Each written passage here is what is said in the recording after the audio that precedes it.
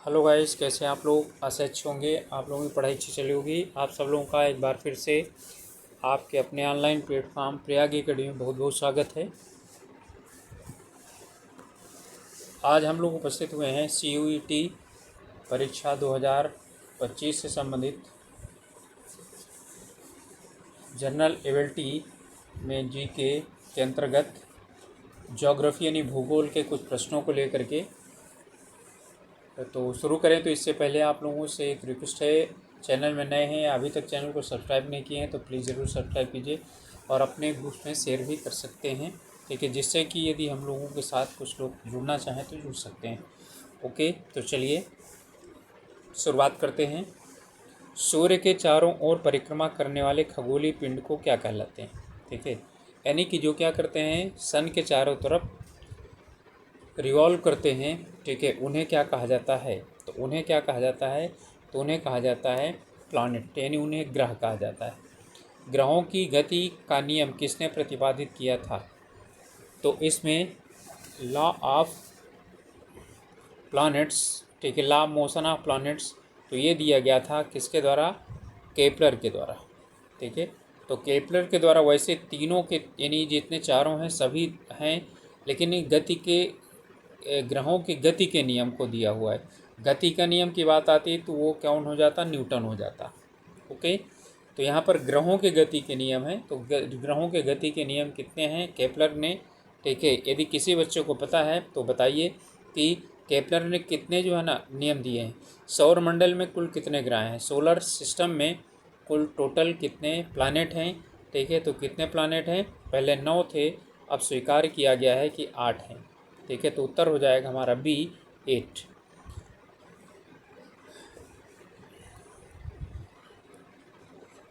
इस तरह से प्रश्न जरूर दिया जाता है, ठीक है। ये तो पृथ्वी से बढ़ते हुए या तो सूर्य से बढ़ते हुए, तो सूर्य से बढ़ती हुई दूरी के अनुसार ग्रहों का सही क्रम क्या है, ठीक है। तो यानी कि आपको स्टार्ट करना है सन के पास से। तो सन के सबसे नज़दीक कौन सा है, आप जानते हैं कि बुध है, ठीक है। तो मरकरी है, तो मरकरी से शुरुआत करिए। तो यहाँ तो मरकरी सब में शुरुआत है, ठीक है। अब इसके बाद कौन आता है, शुक्र आता है। तो शुक्र आपका कितना है, पहले में और पाँचवें में। तो ये दो आपके क्या हो गए, ये अपने आप कट गए, सॉरी, पहले और चौथे में। तो शुक्र के बाद मंगल और मंगल के बाद पृथ्वी, ठीक है। तो शुक्र के बाद पृथ्वी और पृथ्वी के बाद मंगल आता है, तो आपका उत्तर हो जाएगा डी। ओके, मरकरी, वीनस, अर्थ और फिर क्या हो जाएगा आपका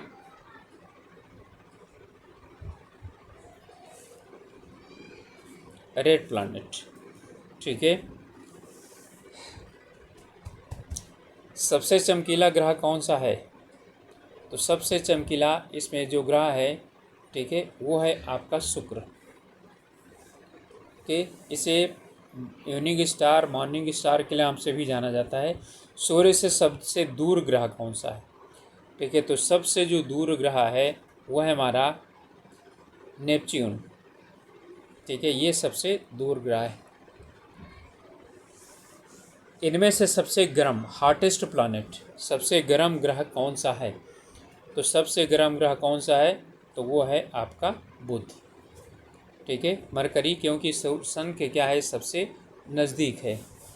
सूर्य के धरातल का तापमान लगभग कितना है, प्रिडिक्शन किया गया है कि सूर्य का जो यानी कि उसका सरफेस है, तो सूर्य के सरफेस का, सन के सरफेस का टेम्परेचर लगभग कितना है, तो लगभग 6000 डिग्री सेंटीग्रेड के करीब है। सूर्य के संगठक में सहायक गैस कौन है, ठीक है। तो यानी जो सन है वो किन किन जो गैसेज हैं उसका कॉम्बिनेशन है। तो यहाँ यानी कि आपका हाइड्रोजन और हीलियम, ओके। तो हीलियम है और हीलियम मिल करके हाइड्रोजन बना रहा है। तो हाइड्रोजन और हीलियम जिस वाले में होगा वही हमारा क्या हो जाएगा, उत्तर हो जाएगा, ठीक है, हाइड्रोजन और हीलियम। तो सूर्य में जो है क्या हो रहा है, सूर्य में नाभिकीय संलयन हो रहा है। तो हाइड्रोजन मिल करके, ठीक है, वो क्या बनाता है, हीलियम बनाता है, ठीक है। इससे ऊर्जा निकलती है और वही ऊर्जा क्या होती है, सूर्य में इतनी गर्मी पैदा करती है। बिना उपग्रह वाले ग्रह कौन से हैं, तो आप जानते हैं कि जो आपका सूर्य के सबसे नज़दीक ग्रह है वो क्या है, उसका कोई उपग्रह नहीं है, ठीक है। तो मरकरी तो हो ही जाएगा, यानी कि बुध तो आपका होगा ही होगा, ठीक है।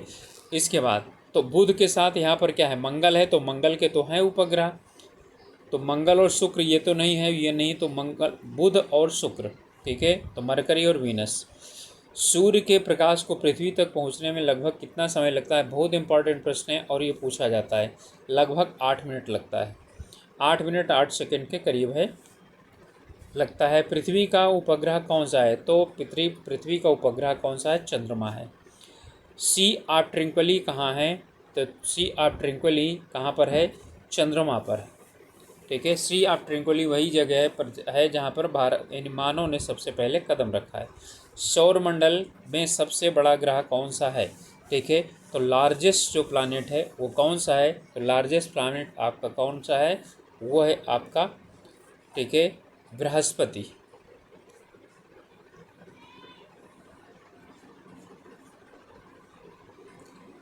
नेक्स्ट है, पृथ्वी के अतिरिक्त किस ग्रह पर वायुमंडल पाया जाता है? ठीक है। तो यानी कि एटमॉस्फेयर किस में पाया जाता है? तो एटमॉस्फेयर लगभग लगभग सब जगह है, ठीक है, लेकिन कहीं पर डेंस नहीं है।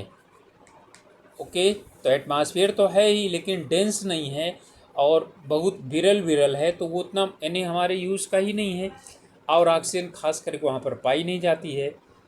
ओके, तो इसमें माना जाता है कि मंगल में क्या है, वो वायुमंडल पाया जाता है। नीला ग्रह के नाम से कौन जाना जाता है? ठीक है, तो ब्लू प्लैनेट के नाम जाना जाता है अर्थ, पृथ्वी जानी जाती है। सूर्य से पृथ्वी की दूरी लगभग लगभग कितनी है? ठीक है, तो लगभग जो दूरी है इसकी वो 149 मिलियन किलोमीटर के करीब है, 149 मिलियन के करीब किलोमीटर के करीब है। पृथ्वी पर दिन और रात की अवधि कहाँ समान होती है? ठीक है, तो दिन और रात की अवधि कहाँ पर होती है समान? तो वो होती है इक्वेटर पर, यानी कि भूमध्य रेखा पर।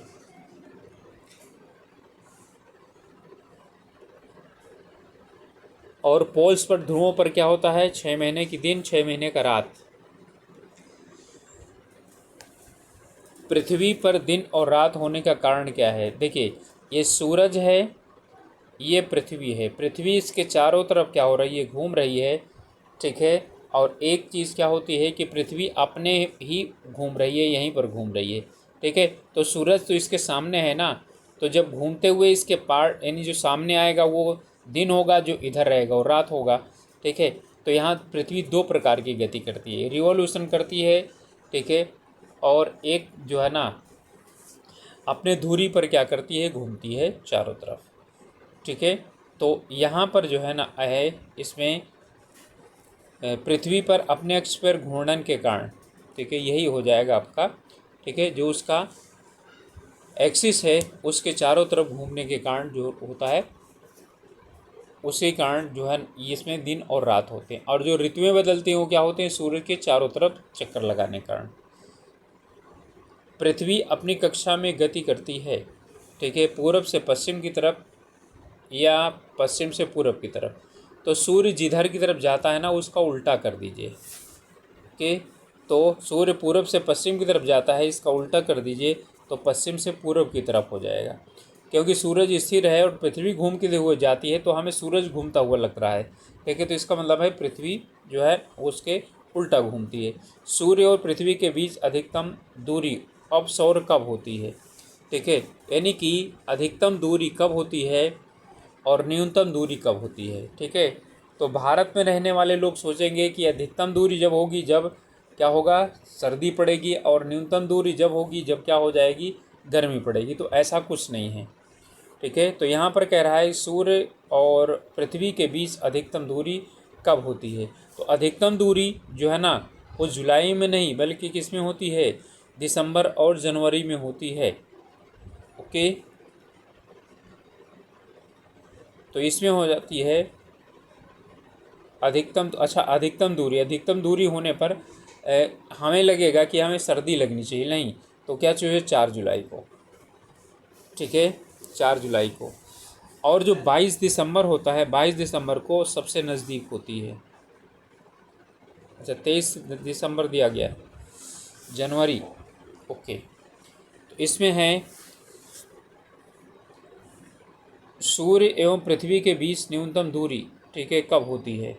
ठीक है, तो न्यूनतम दूरी कब होती है? 3 जनवरी को होती है। थोड़ा सा इसमें मुझको मिस्टेक हो गया है, 22 दिसंबर नहीं, 3 जनवरी को क्या होती है? न्यूनतम दूरी होती है। और अधिकतम दूरी कब होती है? 4 जुलाई को। तो 3 और 4 के बीच में कितना है? 6 महीने का फ़र्क होगा लगभग।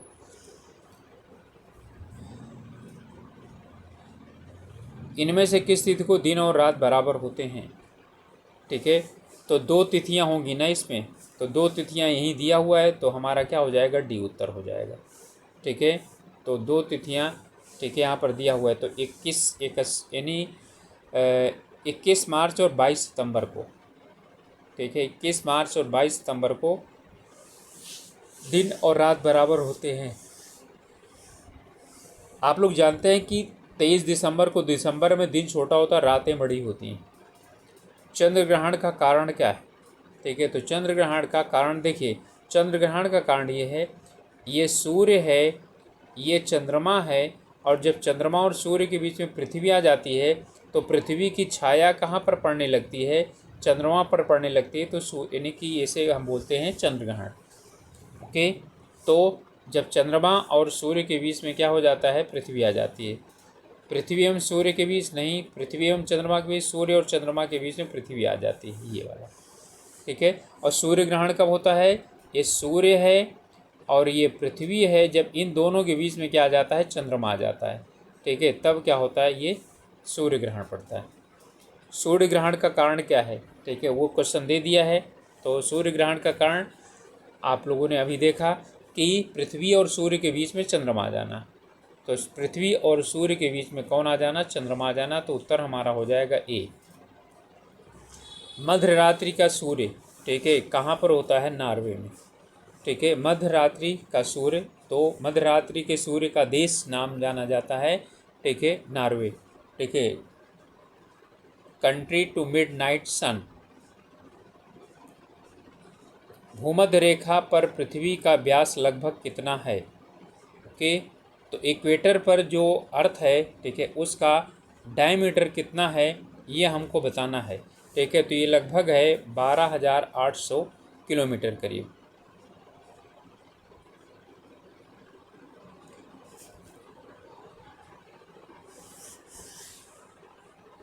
प्रधान माध्यान्ह, ठीक है, मेन मेरिडियन रेखा किस स्थान से होकर के गुजरती है? ठीक है, तो किस स्थान से गुजरती है? तो ग्रीनविच से होकर के वो गुजरती है।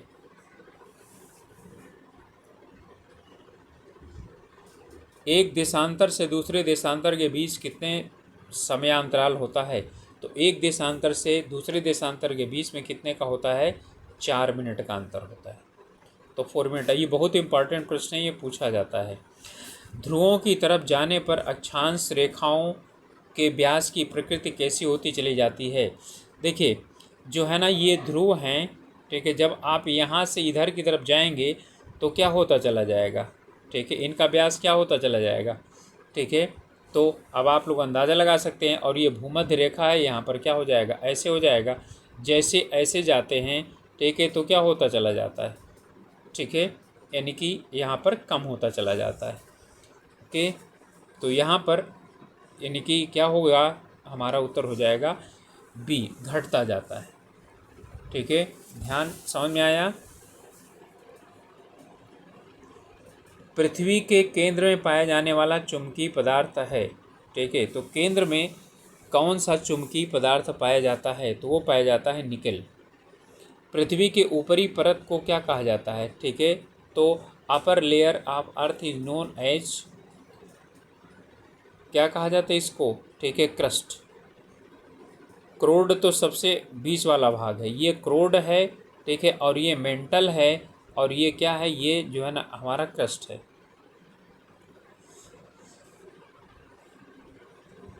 पृथ्वी में कौन सा तत्व सर्वाधिक मात्रा में पाया जाता है? तो कौन सा तत्व सर्वाधिक मात्रा में पाया जाता है?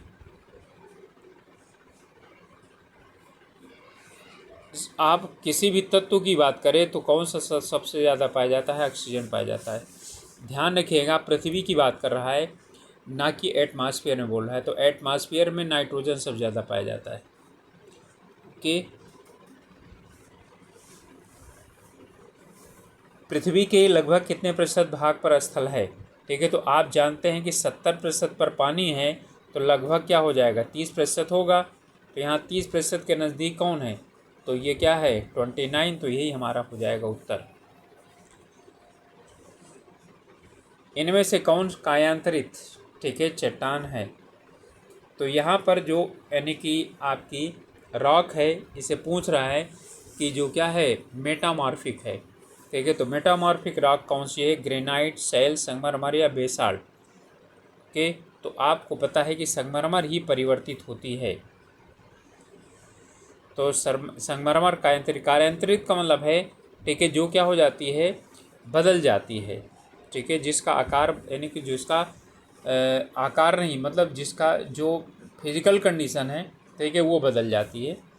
धरातल के जिस स्थान पर सर्वप्रथम भूकंप का अनुभव किया जाता है उसे क्या कहा जाता है?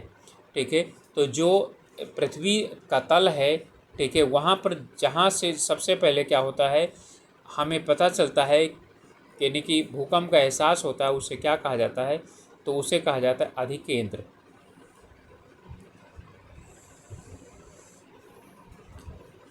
विश्व में सर्वाधिक भूकंप इनमें से कहाँ पर आते हैं? ठीक है, तो अर्थक्वेक से हाईली अर्थक्वेक वाले जो एरिया हैं उन्हें, यानी कि वो कौन सा हमारा आता है? ठीक है, तो वो आता है परिप्रशांत, ठीक है, महासागर। तो ये यानी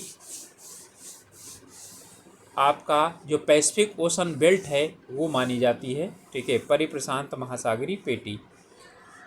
रिक्टर स्केल से क्या मापा जाता है? भूकंप की तीव्रता। ठीक है, रिक्टर स्केल से, ठीक है, भूकंप की तीव्रता मापी जाती है। इसके बाद भूकंपी तरंगों को किस यंत्र से मापा जाता है? तो इसे मापा जाता है सीस्मोग्राफ से। जो यंत्र है उसे सीस्मोग्राफ कहा जाता है। ठीक है, और जिससे तीव्रता नापी जाती है, ठीक है, वो आपका क्या हो गया, रिक्टर स्केल हो गया। ओके, नंबर 40वां प्रश्न है, वह कौन सा महाद्वीप है जहाँ एक भी ज्वालामुखी नहीं है? ठीक है, तो एक भी जो वहाँ पर वाल्केनो नहीं है, तो वाल्केनो जहाँ पर नहीं है वो है ऑस्ट्रेलिया। ठीक है, वहाँ पर कोई एक भी वाल्केनो नहीं है। विश्व का सबसे ऊंचा ज्वालामुखी कोटोपैक्सी कहाँ पर स्थित है? अब पहला क्वेश्चन ये भी ध्यान रखिएगा, ठीक है, कि सबसे ऊंचा, ठीक है, तो जो क्या है, सबसे ऊंचा है वो है कोटोपैक्सी। लेकिन ये है कहाँ पर? ठीक है, तो ये है आपका इक्वेडोर में। ओके, तो कोटोपैक्सी इक्वेडोर में है और ये सबसे ऊंचा है, हाईएस्ट है ये।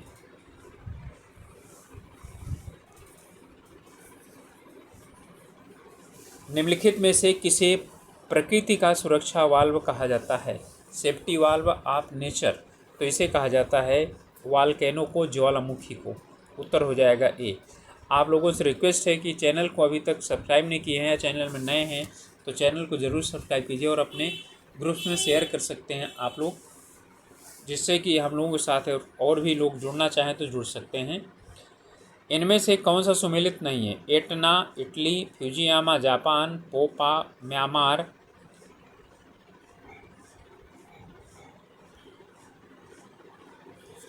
Krakatoa Malaysia.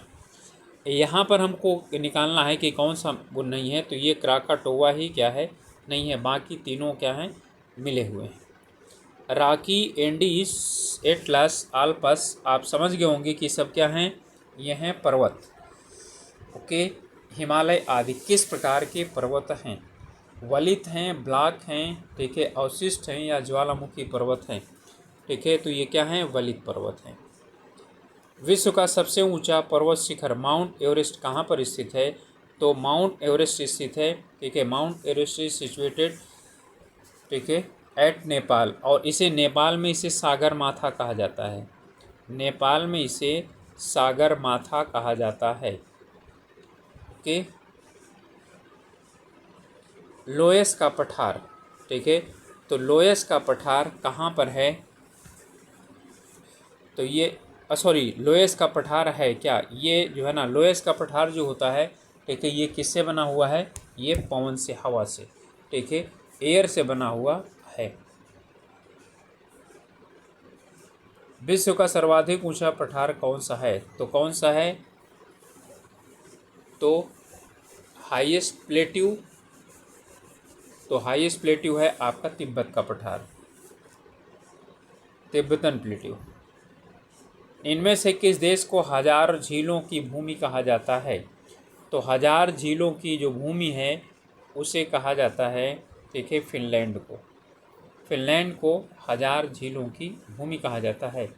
विश्व की सबसे बड़ी मीठे पानी की झील कौन सी है, ठीक है, तो लेक सुपीरियर, अमेरिका में है ये, ठीक है, तो लेक सुपीरियर ये है आपके अमेरिका में, और सबसे बड़े मीठे पानी की, ठीक है, झील, फ्रेश वाटर लेक। विश्व का सबसे ऊंचा जल प्रपात कौन सा है, ठीक है, बायोमा, स्टैनली, न्याग्रा और एंजिल्स, सबसे ऊंचे की बात कर रहा है, तो कौन है हाईएस्ट, ठीक है, तो ये आपका है एंजिल। ओके, नेक्स्ट है विश्व का सबसे बड़ा महासागर है, ठीक है, तो कौन सा है, प्रशांत महासागर। वह महासागर जिसका नाम किसी देश पर पड़ा है तो वह है हिंद महासागर। विश्व का सबसे गहरा गर्त, ठीक है, यानी कि डीपेस्ट पॉइंट, ठीक है, वो है मैरियाना ट्रेंच, ये है सबसे गहरी गर्त, मैरियाना ट्रेंच है। ये पाई कहाँ जाती है, तो ये है पैसिफिक ओशन में, प्रशांत महासागर में। पृथ्वी के कितने प्रतिशत भाग पर जलमंडल है, ठीक है, तो पृथ्वी के कितने यानी पर, तो 71% पार्ट पर क्या चीज़ है, जलमंडल है। समुद्री जल में सर्वाधिक मात्रा कौन से लवण की पाई जाती है, ठीक है, कौन सा साल्ट है जो सेलाइन वाटर में सबसे ज़्यादा क्या होता है, पाया जाता है, तो इसमें है सोडियम क्लोराइड NaCl, जिसे बोलते हैं आप खाने का नमक। सबसे लवणीय सागर है, ठीक है, हाईली सेलेनाइन जो है ना ओशन कौन सा है, हाईली सेलेनाइट ओशन कौन सा है, तो वो है डेड सी, मृत सागर। पाग जल संधि किन दो देशों को अलग करती है, या अलग करती है, जोड़ती है, ठीक है, तो हम ये भी कह सकते हैं, तो ये कौन, भारत और श्रीलंका के मध्य है पाक जल संधि, पाक जल डमरू। भूमध्य सागर एवं अंटार्कटिक महासागर को कौन सी जल संधि जोड़ती है, तो भूमध्य सागर और अंटार्कटिक महासागर, ठीक है, इन दोनों को जो जोड़ने वाली जो क्या बोलते हैं वाटर बॉडी है, ठीक है, वो है जिब्राल्टर, ठीक है, तो जिब्राल्टर जो है ये इन दोनों को जोड़ती है। पनामा नहर, पनामा कैनाल किन दो महासागरों को जोड़ती है, तो पनामा कैनाल जो है जो प्रशांत महासागर और अटलांटिक महासागर को जोड़ती है, ठीक है, पनामा नहर जो है किसको किसको जोड़ती है, प्रशांत और अटलांटिक महासागर को। ओके, ये ऊपर उत्तरी अमेरिका है, ठीक है, और ये नीचे दक्षिणी अमेरिका है, ठीक है, यहीं पर क्या है, पनामा नहर है, ठीक है, तो इधर क्या है आपका पैसिफिक ओशन है, ठीक है, और इधर है अटलांटिक ओशन, ठीक है, इन दोनों को जोड़ने का काम करती है। स्वेज नहर जोड़ती है, ठीक है, तो स्वेज नहर कहाँ पर है, मिस्र जहाँ पर होगा वहीं पर स्वेज नहर होगी, ठीक है, तो स्वेज नहर जोड़ती है किसको किसको, भूमध्य सागर को और लाल सागर को, रेड सी को और मेडिटेरियन सी को। कौन सी नहर बाल्टिक सागर को उत्तरी सागर से मिलाती है, ठीक है, तो यहाँ पर जो है ना यानी बाल्टिक सागर और नॉर्थ सी को जो मिलाती है वो है कील नहर, ठीक है, तो वो है कील नहर। यहाँ पर हमको देखना है कि इसमें ठंडी और गर्म जलधाराएं दी गई हैं, इनमें से कौन सा सुमेलित नहीं है, ओके। तो लेब्राडोर ये ठंडी जलधारा है, अगुलहस गर्म है, ठीक है, क्यूरोसियो ये गर्म है, गल्फ स्ट्रीम, ठीक है, ये भी गर्म है, ठीक है, तो यही हमारा क्या हो जाएगा, गलत हो जाएगा, ठीक है, तो ठंडी नहीं गर्म है। विश्व का सबसे ऊंचा ज्वार कहाँ आता है? तो ये है बे ऑफ फंडी, फंडी की खाड़ी में। ओके। ज्वार भाटा की उत्पत्ति किसका प्रभाव सर्वाधिक होता है? तो किससे इफेक्टेड होता है? चंद्रमा से, क्योंकि चंद्रमा नज़दीक है, ठीक है। तो सूर्य और चंद्र, वैसे सूर्य और चंद्रमा की आप यानी कि जो गुरुत्वाकर्षण है उसके द्वारा ज्वार और भाटा आते हैं। निम्नलिखित में कौन सी नदी भ्रंश घाटी से होकर बहती है? इनमें से कौन सी जो है ना भ्रंश घाटी से होकर के बहती है?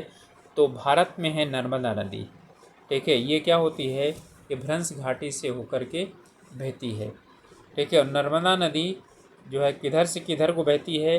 ठीक है, ज़्यादातर नदियाँ, ठीक है, किधर को जाती हैं? वेस्ट टू ईस्ट जाती हैं, ठीक है। और नर्मदा नदी क्या किधर जाती है? ये आप लोग कमेंट करके बताएंगे। नील नदी का वरदान किसे कहा जाता है? ठीक है, तो इसे कहा जाता है मिस्र को। मिस्र को नील नदी का वरदान कहा जाता है। वायुमंडल का सर्वाधिक स्थायी तत्व क्या है? या ये कहिए कि यानी वायुमंडल में सबसे अधिक तत्व कौन सा पाया जाता है? तो नाइट्रोजन पाया जाता है, ठीक है, नाइट्रोजन पाई जाती है। तो और 78% के करीब नाइट्रोजन पाई जाती है।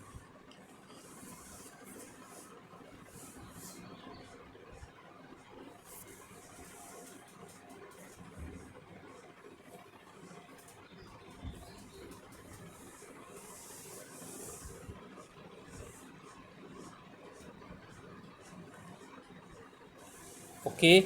और हम सर्वाधिक स्थायी तत्व की बात करें तो सर्वाधिक स्थायी तत्व कौन सा है? जलवाष्प है।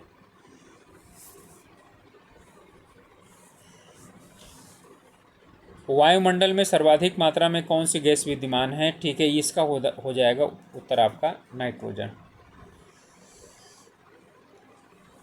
इनमें से कौन सी गैस ग्रीन हाउस प्रभाव के लिए उत्तरदायी है? तो ग्रीन हाउस प्रभाव के लिए, ग्रीन हाउस इफेक्ट के लिए रिस्पॉन्सिबल गैस है कार्बन डाइऑक्साइड, CO2, ठीक है। Carbon dioxide green house gas के लिए है। इसके साथ साथ और कौन सी है? Methane gas. ओके। जलवाष्प भी है क्योंकि वो भी क्या होती है? गर्म होती है। वायुमंडल में दैनिक मौसम परिवर्तन इनमें से किससे सबसे कहाँ पर सबसे अधिक होता है?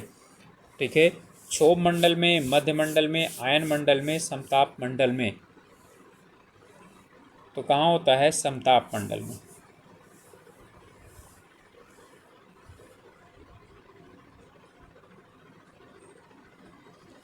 ओजोन परत कहाँ पर स्थित है? ठीक है, ओजोन परत इज सिचुएटेड, ठीक है, एट समताप मंडल, ठीक है, समताप मंडल में है। और ओजोन परत की जो मोटाई है वो डाबसन में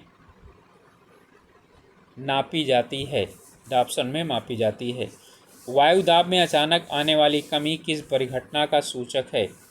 तो वायुदाब में अचानक आने वाली जो कमी है वो क्या है? वो शुष्क मौसम की जो है सूचक है।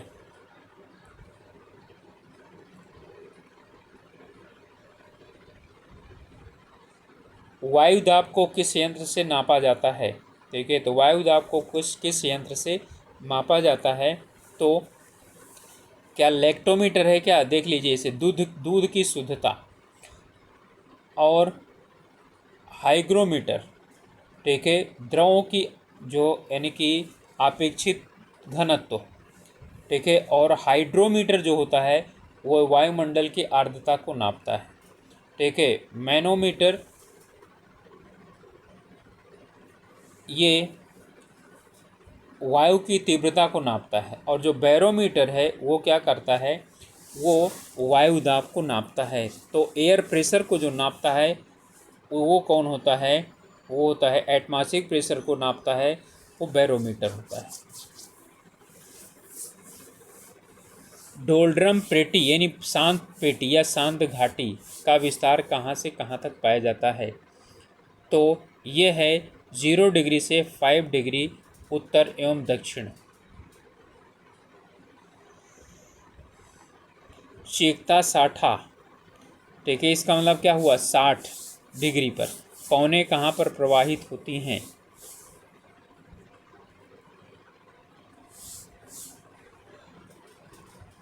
तो ये 60 डिग्री दक्षिणी अक्षांश के पास क्या होती हैं?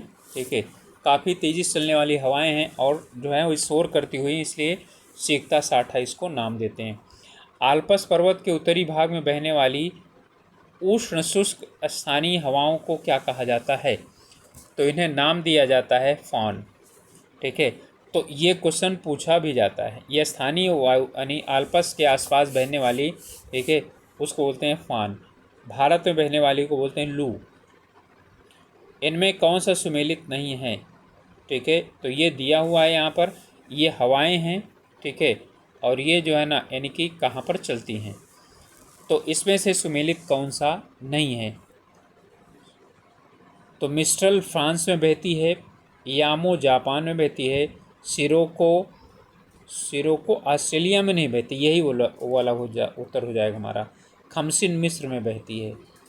ठीक है, प्रति चक्रवात की विशेषता क्या है? तो स्वच्छ आकाश। ठीक है, और चक्रवात की विशेषता क्या है? तो उस समय क्या होता है, काफ़ी ज़्यादा तेज़ हवाएं चलती हैं, वृष्टि होती है, बादल छाए रहता है। निम्नलिखित में से कौन सर्वाधिक विनाशकारी होता है? टाइफून, हरिकेन, टॉर्नेडो, तड़ित झंझा।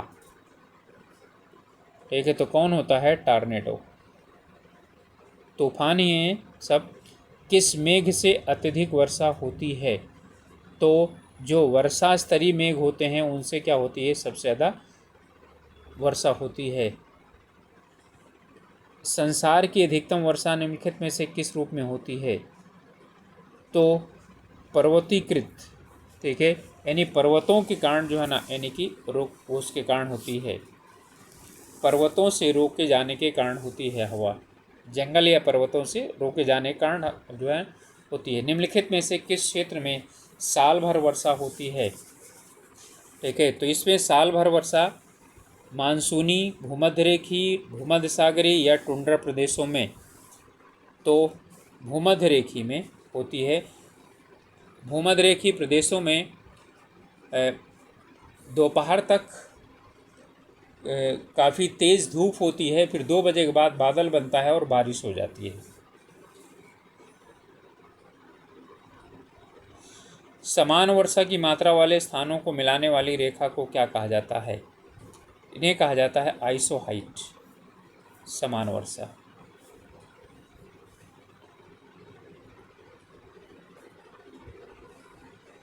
नेक्स्ट है, वायुमंडल की आर्द्रता को मापने वाला यंत्र कौन सा है? अभी ऊपर मैंने बताया था कि वायुमंडल की आर्द्रता यदि नापना है तो क्या चीज़ है? ये हाइग्रोमीटर। ठीक है, और हाइड्रोमीटर क्या होता है? ये द्रवों की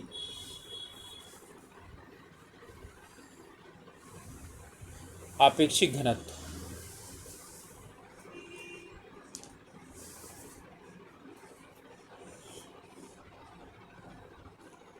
ओजोन परत पृथ्वी के लोगों की रक्षा करती है, किससे? यूवी रेस से।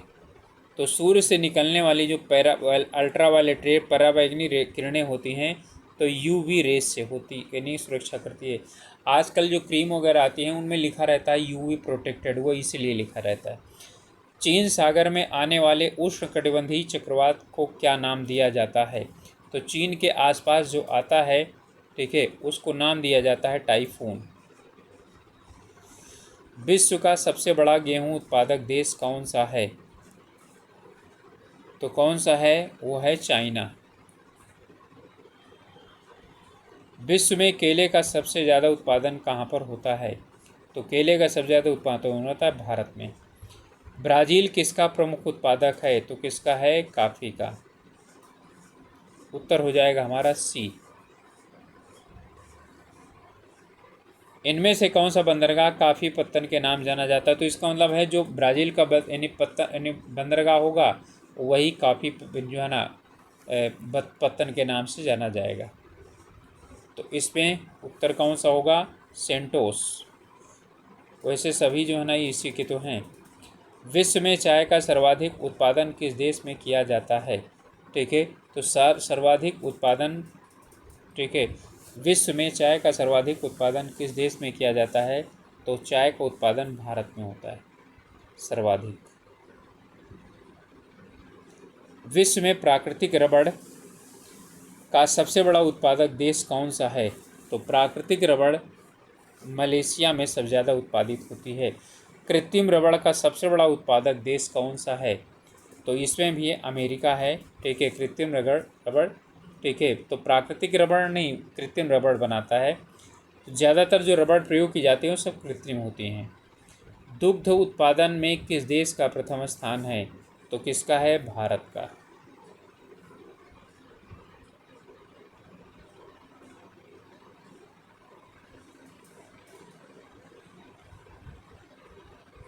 इनमें से किसे हरित क्रांति का जन्मदाता कहा जाता है?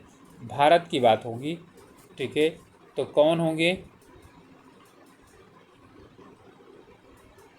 अच्छा, भारत में यहाँ नहीं कहा जा रहा है, तो नॉर्मन ई बोरलॉग, ठीक है, नॉर्मन ई बोरलॉग जो है ना इसे कहा जाता है। भारत में एम.एस. स्वामीनाथन।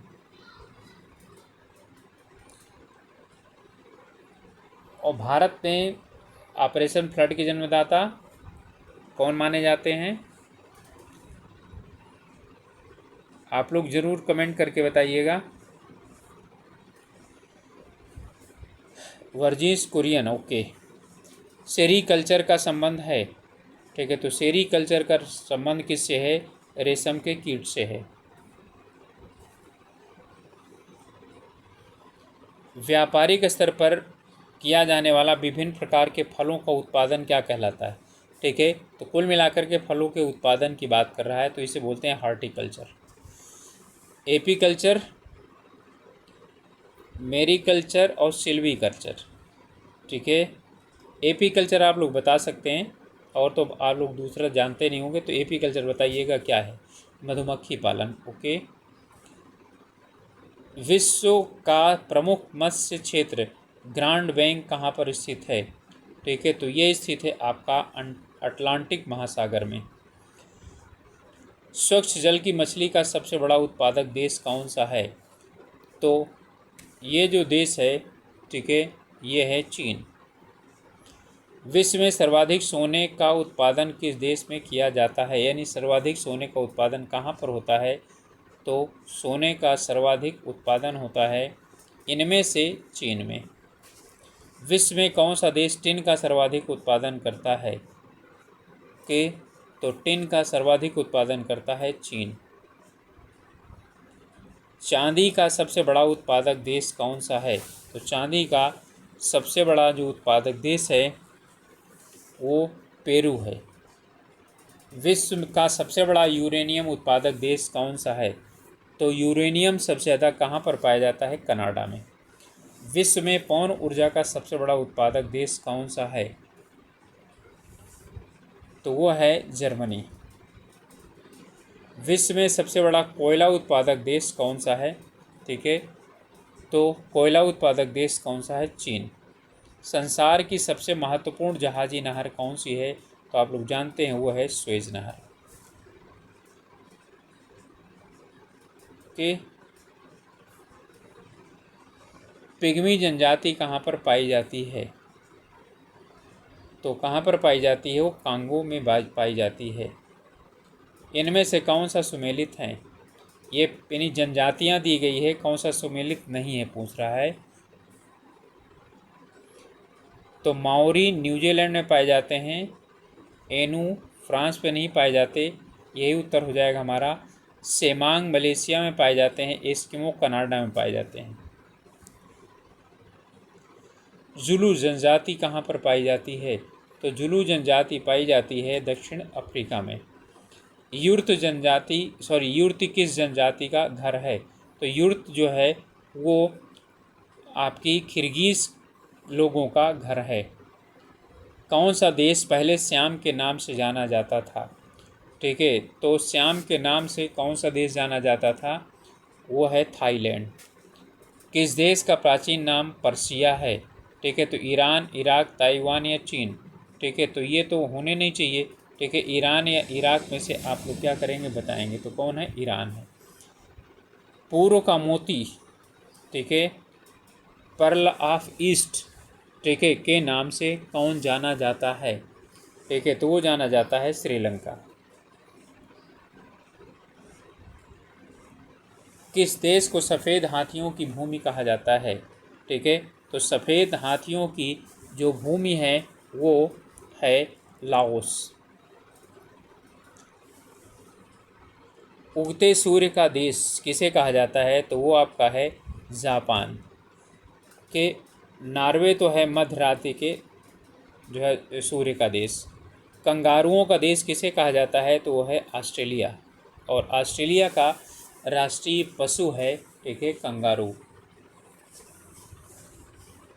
आप लोगों से रिक्वेस्ट है कि अभी तक चैनल को सब्सक्राइब नहीं किए हैं, चैनल में नए हैं तो ज़रूर सब्सक्राइब कीजिएगा, ठीक है। और हम लोग और क्या सुधार कर सकते हैं, आप लोगों को और किस सब्जेक्ट पर, किस विषय पर MCQ चाहिए या कोई नोट्स चाहिए, तो वह आप लोग बता सकते हैं। उस पर आप लोगों को मदद करने की हम लोग पूरी कोशिश करेंगे। 7 पहाड़ियों का नगर, ठीक है, किसे कहा जाता है? तो वो रोम को कहा जाता है। Okay, city of 7 hills, forbidden city के नाम से कौन जाना जाता है? तो लहासा, ठीक है, ये जाना जाता है फॉरबिडन सिटी। बगदाद किस नदी के किनारे पर है? बहुत अच्छा क्वेश्चन है। टिग्रिस नदी के किनारे पर बगदाद है। ओके, टिग्रिस नदी के किनारे पर बगदाद बसा हुआ है। लंदन किस नदी के किनारे पर है? तो लंदन टेम्स नदी के किनारे पर है। ओके, राइन तो है ही नहीं, राइन तो फ्रांस में है। विश्व का सबसे बड़ा डेल्टा कौन सा है? ठीक है, तो विश्व का सबसे बड़ा डेल्टा सुंदरबन का डेल्टा है, और वह है ब्रह्मपुत्र और गंगा नदी पर, ठीक है, तो उसे बोलते हैं सुंदरबन। सुंदरबन क्योंकि वहाँ पर सुंदरी नामक वृक्ष बहुतायत में पाए जाते हैं। विश्व की सबसे व्यस्त व्यापारिक नदी कौन सी है? तो सबसे व्यस्त व्यापारिक जो नदी है वह है टिग्रिस।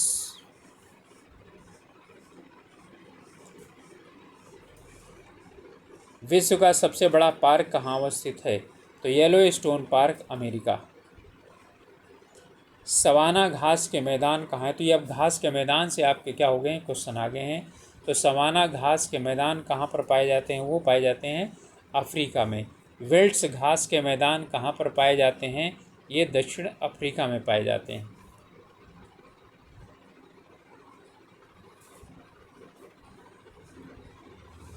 इनमें से कौन सा सुमेलित नहीं है? ओके, डाउन्स ऑस्ट्रेलिया ये बिल्कुल सुमेलित है। इसे जिराफ का घर कहा जाता है, कंगारुओं का घर कहा जाता है। पंपास अर्जेंटीना ये गलत है।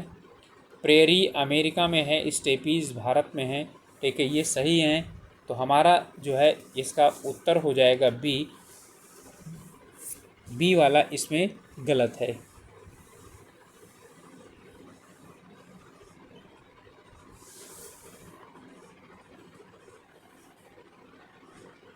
सॉरी,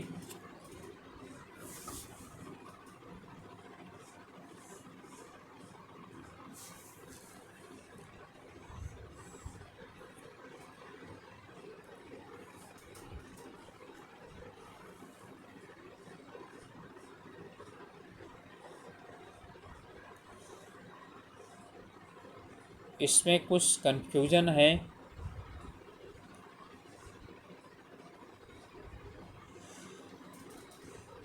विश्व का सबसे बड़ा जो पार्क है, ठीक है, और एक और भी सवाल है ये वाला, हाँ, विश्व की सबसे व्यस्त व्यापारिक नदी कौन सी है? ठीक है। तो विश्व की सबसे व्यस्त व्यापारिक नदी राइन है। सॉरी, इसके लिए थोड़ा सा गलती के लिए माफ़ी चाहता हूँ मैं। विश्व का सबसे बड़ा पार्क कहाँ स्थित है? तो वुड बफेलो नेशनल पार्क ये कनाडा में स्थित है। सवाना घास के मैदान कहाँ पर पाए जाते हैं? तो सवाना घास के मैदान जो है वो अफ्रीका में पाए जाते हैं। विल्ट्स घास के मैदान कहाँ पर पाए जाते हैं? तो विल्ट्स है दक्षिण अफ्रीका का। और इनमें से कौन सा हमारा जो है वो सुमेलित नहीं है? तो स्टेपीज सुमेलित नहीं है भारत में, ठीक है।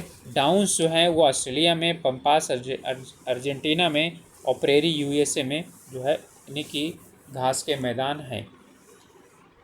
थोड़ा सा कन्फ्यूजन हो गया था, उसके लिए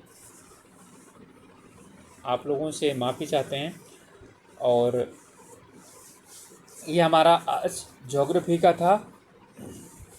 और अभी यानी जीके के और भी इसमें कई जो है वीडियो आएंगे, तो आप लोग लगातार साथ में बने रहिएगा और अपनी पढ़ाई छिद्रे से करते रहिएगा। मिलते हैं अगले वीडियो में, तब तक के लिए अपने स्वास्थ्य का ध्यान रखिए, पढ़ाई अच्छे से कीजिए। Okay, all the best.